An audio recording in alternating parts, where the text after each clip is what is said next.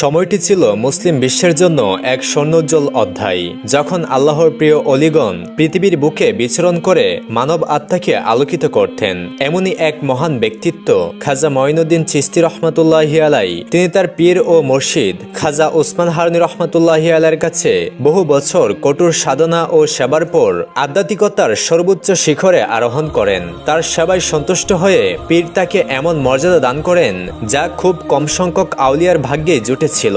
এরপর তার মুর্শিদ তাকে মক্কা ও মদিনা সফরে নিয়ে যান, যেখানে উভয়ই পবিত্র স্থানে গৃহীত হন। মদিনা শরীফেই তাকে সেই মহান সুসংবাদ দেওয়া হয় যে আগামী দিনে তুমি হিন্দুস্তানের রাজা হবে। কুফুর ও শিরিকের ওই গাঠিতে তোমার কারণেই ইসলামের প্রদীপ প্রজ্বলিত হবে। এই ঐশী নির্দেশ প্রাপ্তির পর ইবাদত ও সাধনার স্তর অতিক্রম করে খাজা মঈনুদ্দিন চিশতি রহমাতুল্লাহি আলাই তার পীরের অনুমতি নিয়ে পুনরায় জ্ঞান ও ফয়েজ অর্জনের জন্য এক দীর্ঘ সফরে বের হলেন। তার খলিফে আকবর হযরত কুতুবউদ্দিন বখতিয়ার কাকি রহমাতুল্লাহি আলাই বর্ণনা করেন যে হযরত খাজা মঈনুদ্দিন চিশতি রহমাতুল্লাহি আলাই সাধনার প্রাথমিক দিনগুলোতে একটানা 7 দিন পর্যন্ত রোজা রাখতেন এবং মাত্র 5 মিসকাল রুটি দিয়ে ইফতার করতেন। পরনের একমাত্র চাদরটি ছিঁড়ে গেলে তিনি নিজ হাতেই তা সেলাই করে নিতেন। তার এই কঠোর সাধনা দর্শনার্থীদের অবাক করে দিত। মদিনা মুনাওয়ারা থেকে বিদায় নিয়ে তিনি বিভিন্ন দেশের আউলিয়া কেরাম ও মাশায়েখদের জিয়ারতের উদ্দেশ্যে সফর শুরু করেন। এই সফরের সবচেয়ে গুরুত্বপূর্ণ অংশ ছিল বাগদাদ শরীফের সফর। বাগদাদে পৌঁছে তিনি প্রথমে হযরত শেখ নাজমুদ্দিন কুবরা রহমাতুল্লাহি আলাইহির সান্নিধ্যে 2.5 মাস অবস্থান করেন এবং তার কাছ থেকে আধ্যাত্মিক ফয়েজ লাভ করেন। এরপর তিনি তাশরিফ নিয়ে যান সেই যুগের সর্বশ্রেষ্ঠ আউলিয়া হযরত শেখ আব্দুল কাদের জিলানী রহমাতুল্লাহি আলাই, যিনি গাউসে পাক নামে বিশ্বজুড়ে সমাদৃত।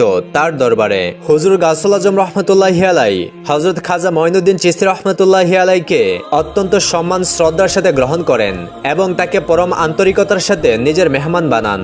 একদিন হযরত গাউসে পাকের মুরিদরা লক্ষ্য করলেন যে খাজা মঈনুদ্দিন চিশতি রহমাতুল্লাহি আলাই অত্যন্ত বিষণ্ণ ও চিন্তামগ্ন হয়ে বসে আছেন। অতঃপর তারা বিষয়টি তাদের মুর্শিদের কর্ণগোচর করলেন। জবাবে গাউসুল আজম বড় পীর আব্দুল কাদের জিলানী রহমাতুল্লাহি আলাই বললেন, আমি খাজা মঈনুদ্দিন চিশতির বিষণ্ণতার কারণ জানি। তোমরা হয়তো তার শরীর দেখেছো, কিন্তু তার রূহ বা আত্মা ক্ষুধার্ত। যতক্ষণ না তাকে রুহানি খাবার দেওয়া হবে ততক্ষণ তিনি এভাবেই বিষণ্ণ থাকবেন। তার ইঙ্গিত ছিল মাহফিলের শামা বা আধ্যাত্মিক গানের দিকে। চিশতিয়া তরিকার অধিকাংশ বুজুর্গ অত্যন্ত আগ্রহ ও উদ্দীপনার সাথে শামা শুনতেন, যা ছিল তাদের আত্মার খোরাক। এর বিপরীতে কাদিরিয়া তরিকায় শামা থেকে সম্পূর্ণরূপে বিরত থাকা হতো। কিন্তু হযরত গাউসুল আজম বড় পীর আব্দুল কাদের জিলানী রহমাতুল্লাহি আলাই শুধুমাত্র তার মেহমানের আত্মার শান্তির জন্য মাহফিলের শামার আয়োজন করার নির্দেশ দিলেন। এদিকে হযরত গাউসুল আজম বড় পীর আব্দুল কাদের জিলানী রহমাতুল্লাহি আলাই তার শিষ্যদেরকে নিয়ে বয়ান করছিলেন, আর অন্যদিকে খাজা গরিব নওয়াজ রহমাতুল্লাহি আলাইয়ের জন্য শামা চলছিল।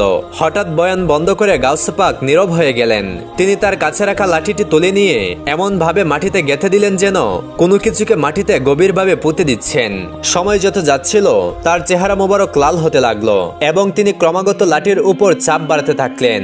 সেই মাহফিলে উপস্থিত লোকেরা জীবনে প্রথমবারের মতো বড় পীর হযরত আব্দুল কাদের জিলানী রহমাতুল্লাহি আলাইকে এই অবস্থায় দেখেছিল। কিছুক্ষণ পর ধীরে ধীরে তিনি স্বাভাবিক অবস্থায় ফিরে এলেন এবং লাঠিটি পাশে রেখে বললেন, খাজা মঈনুদ্দিন চিশতি রহমাতুল্লাহি আলাই আল্লাহর প্রেমে এমন ভাবে মগ্ন হয়ে গিয়েছিলেন যে তার বাইরের জগৎ সম্পর্কে কোনো হুঁশ ছিল না। এই নির্ভীক আশিককে থামানো অত্যন্ত কঠিন ছিল। যদি আমি হস্তক্ষেপ না করতাম এবং তার এই ভাবাবেশের অবস্থা বজায় থাকত, তবে আজ বাগদাদের জমিনে উল্টে যাওয়ার আশঙ্কা ছিল। বাগদাদে অবস্থানের সময় হযরত গাউসে পাক বড় পীর আব্দুল কাদের জিলানী রহমাতুল্লাহি আলাই খাজা মঈনুদ্দিন চিশতি রহমাতুল্লাহি আলাইকে নিজের খিরকা বা বিশেষ পোশাক দ্বারা সম্মানিত করেন।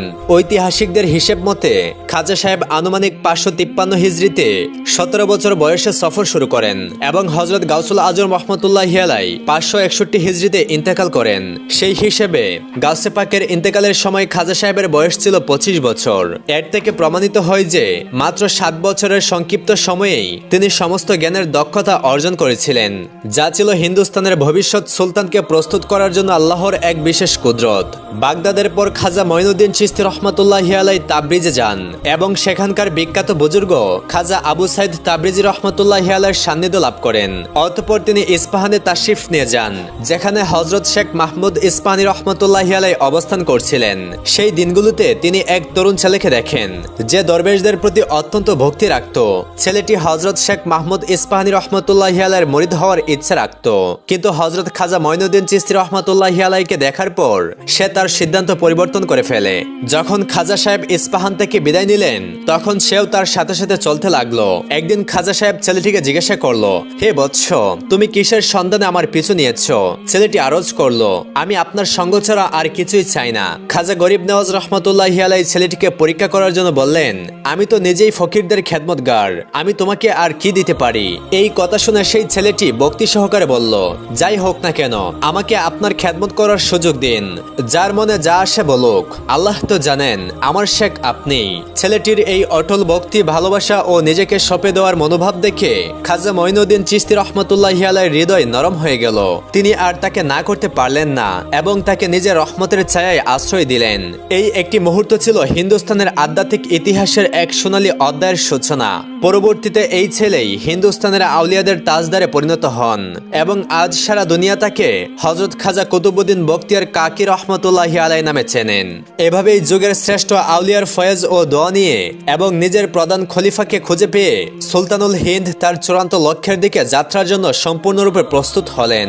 প্রতিটি ঘটনাই ছিল সেই মহান আল্লাহর নিখুঁত পরিকল্পনা, যিনি এক মহান ব্যক্তিকে তার জমিনে ইসলামের আলো ছড়ানোর জন্য প্রস্তুত করেছিলেন। আমরা এতক্ষণ আল্লাহর প্রিয় আউলিয়াদের আধ্যাত্মিক শক্তি ও তাদের অলৌকিক ঘটনার কথা শুনেছিলাম, কিন্তু তাদের মহত্ব শুধু এই ক্ষমতার মধ্যে সীমাবদ্ধ ছিল না, বরং তাদের মহান চরিত্র, ক্ষমা এবং সুন্দর আচরণের মাধ্যমেও তা ফুটে উঠত। একজন সত্যিকারের আল্লাহর অলি কিভাবে তার সুন্দর ব্যবহার দিয়ে একজন পথভ্রষ্ট মানুষের জীবনকে বদলে দিতে পারেন, তার এক অসাধারণ উদাহরণ সৃষ্টি হয়েছিল বাগদাদের বুকে। আসুন এবার আমরা ইতিহাসের পাতা থেকে এমনই আরো একটি ঘটনা শুনি, যা জড়িয়ে আছে বাগদাদের প্রখ্যাত বুজুর্গ হযরত জুনাইদ বাগদাদী রহমতুল্লাহি আলাইহি এবং শহরের এক কুখ্যাত চোরের সাথে। বাগদাদের এক কুখ্যাত চোর, তার নাম ছিল ইবনে সাবাত। এই নামেই সে সবখানে পরিচিত ছিল। চুরির অপরাধে অনেক আগেই সে একটি হাত হারিয়েছে, কিন্তু তারপরেও চুরির অভ্যাস ছাড়তে পারেনি সে। এক রাতের ঘটনা, চুরির উদ্দেশ্যে বাগদাদের অলিতে গলিতে ঘুরছিল সে। অনেক রাত হয়ে গেল, কিন্তু পছন্দ মতো কোনো ঘর খুঁজে পেল না। এতে তার মন ভারাক্রান্ত হয়ে উঠল। হঠাৎ একটি ঘরের দিকে তার চোখ পড়ল, তার মন আনন্দে নেচে উঠল। সে ভাবল, নিশ্চয়ই এটা কোনো সম্ভ্রান্ত ব্যক্তির বাসস্থান। যদি এখান থেকে চুরি করে ফিরতে পারি তাহলে আজকে রাতে বেশ কামাই হবে, স্ত্রী সন্তান নিয়ে কটা দিন আয়েশ করে থাকা যাবে, সাথে ভালো ভালো খাবারও জুটবে। এইসব ভাবতে ভাবতে সে অতি সাবধানে ঘরের বিশাল দরজায় হাত রাখলো। সামান্য ধাক্কা দিয়েই বুঝলো দরজা ভেতর থেকে খোলা। সে মনে মনে খুশি হলো। চুপিসারে সে ঘরে ঢুকে দেখলো একটি কক্ষে খেজুর পাতার চাটাই বিছানো, তার এক পাশে চামড়ার একটি বালিশ, আর কোনায় রয়েছে দামি কাপড়ের এক বিশাল স্তূপ। সে বুঝলো বাড়িটি নিশ্চয়ই কোনো বড় ব্যবসায়ীর। মূল্যবান কাপড় চোপড় দেখে সে খুশিতে আত্মহারা হলো, কিন্তু পরক্ষণেই চিন্তিত হলো এগুলো সে নেবে কিভাবে, এগুলো বাঁধার জন্য সে রশি বা কোথায় পাবে। হঠাৎ তার মনে হলো, আরে আমার গায়ের চাদর দিয়েই তো পেঁচিয়ে নিতে পারি। এই ভেবে সে গায়ের চাদরখানা খুলে বিছালো। এরপর কাপড়ের থানগুলো এক এক করে তার উপর রাখলো। অতঃপর সে গাঁটরি বাঁধার চেষ্টা করলো, কিন্তু সফল হলো না, কারণ এক হাত দিয়ে কি আর এত বড় গাঁটরি বাঁধা যায়। অবশেষে উপায় না দেখে দাঁত দিয়ে কামড়ে ধরে আবার বাঁধার চেষ্টা করলো, কিন্তু এবারও সে ব্যর্থ হলো। কয়েকবার চেষ্টার পর ক্লান্তিতে সে হাঁপাতে শুরু করলো।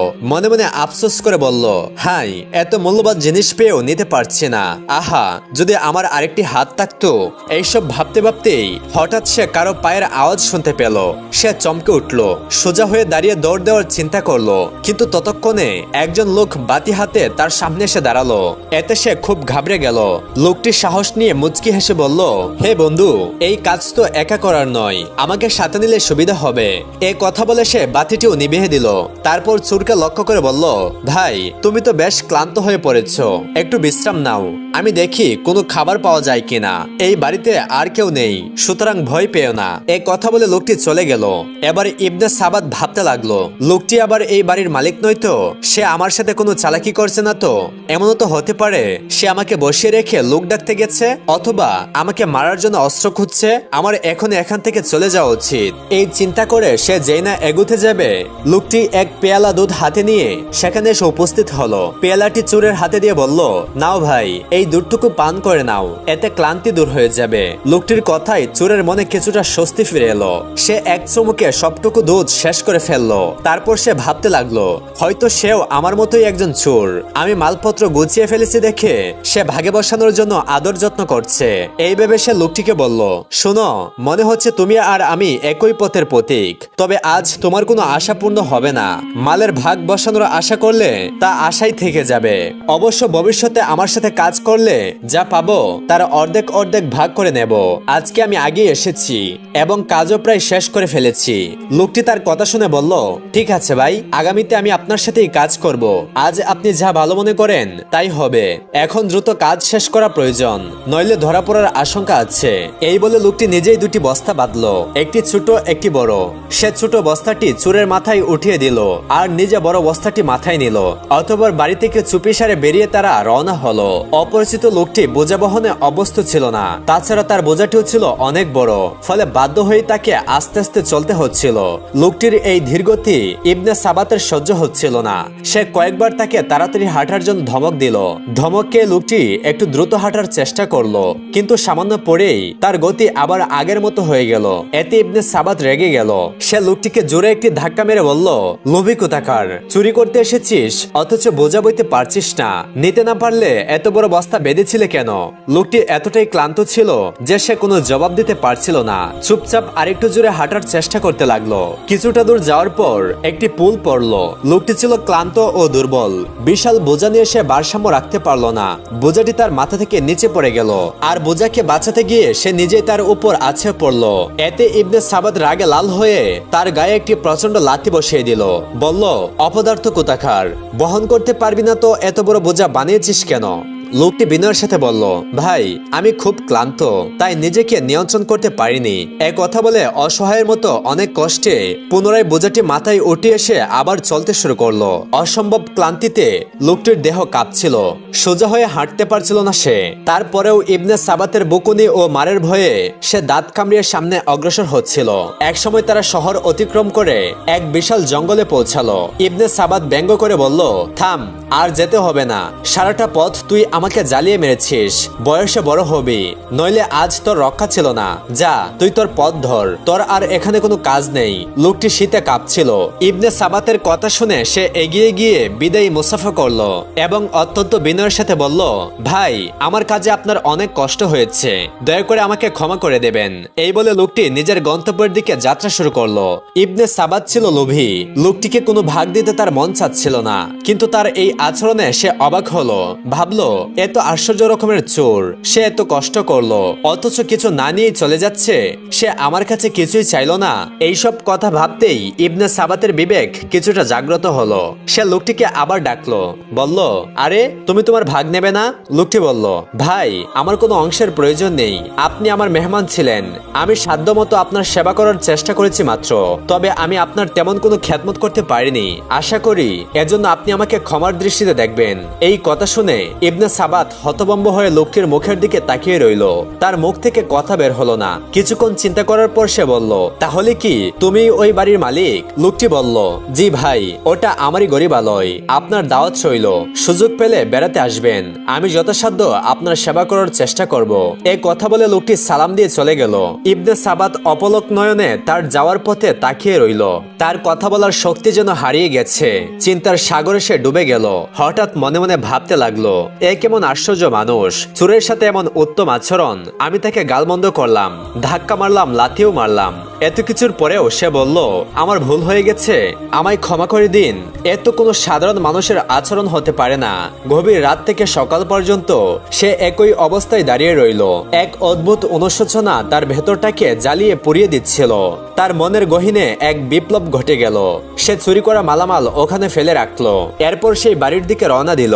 বাড়ির কাছে পৌঁছে সে এক কাঠুরিয়াকে জিজ্ঞাসা করলো, ভাই, ওই সামনের বাড়িটি কার? কাঠুরিয়া ইবনে সাবাতকে চিনত, তাই সে প্রথমে বলতে চাইল না। ইবনে সাবাতের ধমকে সে বলল, এই বাড়ির মালিক হযরত জুনাইদ বাগদাদী। তিনি বাগদাদের একজন প্রসিদ্ধ বুজুর্গ। হযরত জুনাইদ বাগদাদী রাহমাতুল্লাহি আলাইহির নাম শোনার সাথে সাথে ইবনে সাবাতের মাথা যেন চক্কর দিয়ে উঠল। সে ভাবলো, তাহলে কি আমি এত বড় আল্লাহর অলির বাড়িতেই চুরি করতে গিয়েছিলাম, যিনি এত বড় কাপড়ের বোঝা আমার জন্য জঙ্গল পর্যন্ত বয়ে নিয়ে গেল, যাকে আমি আমি লাথি মেরেছি তিনিই কি সেই মহান বুজুর্গ? কথাগুলো ভাবতে ভাবতে তার দু চোখ বেয়ে নামলো অশ্রুর বন্যা।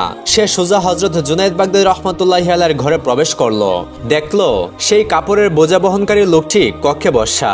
সে হযরত জুনায়েদ বাগদাদী রাহমাতুল্লাহি আলাইহির পায়ে লুটিয়ে পড়লো। হযরত জুনায়েদ বাগদাদী রাহমাতুল্লাহি আলাইহি স্নেহভরে তার মাথায় হাত রাখলেন।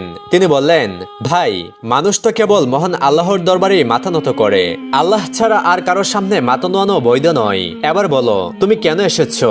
ইবনে সাবাত কান্না জড়িত কণ্ঠে বলল, হুজুর, আমি অনেক অন্যায় করেছি, আপনার প্রতি আমি অনেক অবিচার করেছি, মেহেরবানি করে আমায় ক্ষমা করে দিন, নইলে আমার ধ্বংস অনিবার্য। হযরত জুনায়েদ বাগদাদী রাহমাতুল্লাহি আলাইহি বললেন, বাবা, তুমি কোনো অন্যায় করনি, আমি আমার দায়িত্ব পালনে কিছুটা ভুল করেছিলাম, এতে আমি কিছুই মনে করিনি, আল্লাহ আমাদের সবাইকে ক্ষমা করুন। এই ঘটনার পর ইবনে সাবাতের মনোজগতে বিরাট পরিবর্তন এসে গেল। তার হৃদয় মহাপ্রশান্তিতে ভরে উঠল। অবশেষে সে হযরত জুনায়েদ বাগদাদী রাহমাতুল্লাহি আলাইহির কাছে বায়াত গ্রহণ করলো। এরপর থেকে সে শায়খের সান্নিধ্যে সময় কাটাতে লাগলো। কঠোর সাধনার মাধ্যমে কয়েক বছরের মধ্যেই সে একজন বিশিষ্ট বুজুর্গে পরিণত হলো। তার নাম ইতিহাসের সোনালী পাতায় স্বর্ণাক্ষরে লেখা হলো। এভাবেই একজন আল্লাহওয়ালা মানুষ তার সুন্দর আচরণের মাধ্যমে এক পাপীকে সোনার মানুষে পরিণত করলেন। প্রিয় দর্শক, এই পৃথিবীতে কিছু মানুষ জন্মায় আল্লাহর পথে চলার জন্য, আর কিছু মানুষকে আল্লাহ নিজেই তার পথের জন্য বেছে নেন। আমরা দেখেছি কিভাবে আল্লাহর ওলিরা তাদের সুন্দর আচরণ এবং আধ্যাত্মিক শক্তি দিয়ে মানুষের জীবনকে প্রভাবিত করেছেন। কিন্তু প্রশ্ন হলো, যখন একজন মানুষ নিজেই জ্ঞানের সর্বোচ্চ শিখরে পৌঁছে যান, যখন তার খ্যাতি সারা বিশ্বে ছড়িয়ে পড়ে, তখন তার জন্য আল্লাহর পথে চলাটা কতটা কঠিন হয়। যখন সম্মান, ক্ষমতা এবং মানুষের ভালোবাসা সবকিছুই পায়ের নিচে এসে পড়ে, তখন কি সেই সবকিছু ছেড়ে কেবল একমাত্র আল্লাহর জন্য বেঁচে থাকা সম্ভব? প্রিয় দর্শক, আজ আমরা এমনই এক বিরল আত্মার কাহিনী শুনব, যিনি দুনিয়ার সবকিছু পেয়েও তা প্রত্যাখ্যান করেছিলেন, যিনি ছিলেন জ্ঞানের সাগর, কিন্তু নিজের আত্মার তৃষ্ণা মেটানোর জন্য তিনি এক অজানা পথ পাড়ি দিয়েছিলেন। এই কাহিনী তাহাজ্জুতুল ইসলাম ইমাম আবু হামিদ মোহাম্মদ আল গাজ্জালি রহমতুল্লাহি আলাইহির জীবনের, যা আমাদের দেখাবে প্রকৃত জ্ঞান কি এবং আল্লাহর নৈকট্য কিভাবে অর্জন করতে হয়। প্রিয় দর্শক, আমাদের এই পৃথিবীতে কিছু মানুষ বই পড়ে জ্ঞানী হন, আবার কিছু লোক মানুষের মজলিসে বসে বাস্তবতা শেখেন। কিন্তু এই পৃথিবীতে এমন কিছু বিরল আত্মা রয়েছিল যাদেরকে আল্লাহ সুবহানাহু ওয়া তাআলা নির্জনতায় নিজের জন্য বেছে নেন। এই কাহিনী সেই মহান ব্যক্তির, যিনি দুনিয়ার তাজ প্রত্যাখ্যান করেছিলেন, যিনি খ্যাতি, শান, জনপ্রিয়তা সবকিছু ছেড়ে দিয়েছিলেন এবং আল্লাহর সান্নিধ্যে নিজের জীবন উৎসর্গ করেছিলেন। এক সময় সমস্ত আলেম, শাসক এবং ছাত্ররা যাকে সালাম করত, একদিন তিনি দুনিয়া থেকে বিচ্ছিন্ন হয়ে এক নতুন পথ বেছে নিলেন, যে পথে কেবল অশ্রু, একাকিত্ব এবং মহান রব ছিলেন। প্রিয় দর্শক, আজ আমরা শুনব তাহাজ্জুতুল ইসলাম ইমাম আবু হামিদ মোহাম্মদ আল গাজ্জালি রহমতুল্লাহি আলাইহির জীবনের সেই অধ্যায়, যা আপনার হৃদয়কে কাঁপিয়ে দেবে ইনশাআল্লাহ। খুরাসানের তুস নামক এক সাধারণ শহরে এক দরিদ্র কাঠমিস্ত্রির ঘরে এক পুত্র সন্তান জন্মগ্রহণ করে। তার নাম রাখা হয় মোহাম্মদ। এই নবজাতক কোনো সাধারণ শিশু ছিল না। এই সেই ব্যক্তি যিনি বিশ্বকে দেখিয়েছিলেন জ্ঞান শুধু বইয়ের নাম নয়, বরং আত্মার এক গভীর সফর। শৈশবেই তিনি তার বাবাকে হারান। মৃত্যুর সময় তার পিতা তার এক বন্ধুকে ওসিয়ত করে বললেন, হে আমার ভাই, তুমি আমার এই দুই ছেলেকে জ্ঞানের আলো দেখিও। আমি দরিদ্র, কিছুই রেখে যেতে পারিনি তাদের জন্য, কিন্তু আমার অন্তরে জ্ঞানের জন্য যে তৃষ্ণা, তা ওদের মধ্যে রেখে গেলাম। সেই বন্ধু তার প্রতিশ্রুতি পালন করলেন। মোহাম্মদ এবং তার ভাইকে একটি মাদ্রাসায় ভর্তি করে দিলেন, কিন্তু তার মাদ্রাসার জীবনটা খুব কঠিন ছিল। তিনি খেয়ে না খেয়ে পড়াশোনা করতে লাগলেন।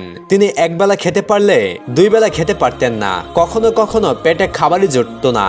কিন্তু জ্ঞানের প্রতিটি শব্দ তিনি এমন ভাবে গ্রহণ করতেন যেন তা জান্নাতের নিয়ামত। এটাই যেন ছিল তার খোরাক। এভাবেই অনেক কষ্ট করে তিনি তার পড়ালেখা শেষ করলেন। এরপর তিনি বাগদাদে যাওয়ার মনস্থির করলেন। তার অসাধারণ মেধা আর গভীর অন্তর্দৃষ্টির কারণে অল্প বয়সেই তার খ্যাতি ছড়িয়ে পড়তে শুরু করে। বাগদাদ, যা ছিল তৎকালীন জ্ঞানের রাজধানী, যেখানে পৌঁছানোর আগেই ইমাম গাজ্জালি রহমতুল্লাহি আলাইহির নাম উচ্চারিত হতে শুরু করেছিল। তিনি যখন বাগদাদে পৌঁছালেন, তাকে মুসলিম বিশ্বের শ্রেষ্ঠ বিদ্যাপীঠ নিজামিয়া মাদ্রাসার প্রধান অধ্যাপক নিযুক্ত করা হয়। তার নাম এবং খ্যাতি এতই ছিল যে বাগদাদের খলিফা পর্যন্ত তার পরামর্শ নিতেন। তিনি যখন বয়ান করতেন, হাজার হাজার শিক্ষার্থী তার কথা মনোযোগ সহকারে শুনত এবং নিজেদেরকে ভাগ্যবান বলে মনে করত। কিন্তু এখানে কাহিনীটা এক অদ্ভুত মোড় নেই। যেদিন তিনি সম্মানের সর্বোচ্চ শিখরে পৌঁছালেন সেদিন রাতেই তার অন্তরে এক তীব্র ভয় বাসা বাঁধে। তিনি বিছানায় শুয়ে ভাবতে লাগলেন, হায় আফসোস, আমি মানুষকে আল্লাহর পথ দেখাচ্ছি, কিন্তু আমার নিজের অন্তর অন্ধকারে ডুবে যাচ্ছে। আমি কি এসব আল্লাহর জন্য করছি, নাকি দুনিয়ার জন্য, খ্যাতির জন্য, নাকি পদের জন্য?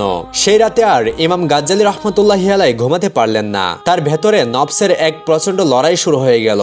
যখন তিনি ঘুম থেকে জাগলেন তার অন্তরের অবস্থা ছিল সম্পূর্ণ ভিন্ন।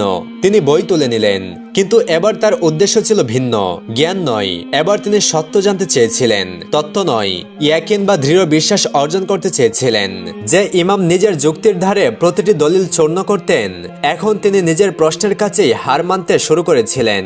এক এমন তৃষ্ণা যা কোনো মাদ্রাসা মেটাতে পারছিল না, এক এমন পিপাসা যা বই, দলিল বা ফতোয়া দিয়ে মিটছিল না। একদিন তিনি তার ছাত্রদেরকে বললেন, আমি আর শিক্ষা দিব না। সবাই অবাক হয়ে বলল, হযরত, আপনি তো পুরো বিশ্বকে জ্ঞান দিয়েছেন, এখন আর কি বাকি আছে? এই কথা শুনে ইমাম মাথা নিচু করলেন। তার চোখ ছিল ভেজা। বললেন, আমি অন্যদের পথ দেখিয়েছি, কিন্তু আমার নিজের পথ কি তা এখনো আমি বুঝিনি। এই বলে তিনি মিম্বার থেকে নেমে এলেন এবং আর কখনো সেই মিম্বারে ওঠেননি। তিনি তার সম্পদ, শিষ্যদের ভিড়, বাদশাহর সম্মান সবকিছুকে ছেড়ে দিলেন। কাউকে কিছু না বলে চুপচাপ বাগদাদ থেকে বেরিয়ে পড়লেন।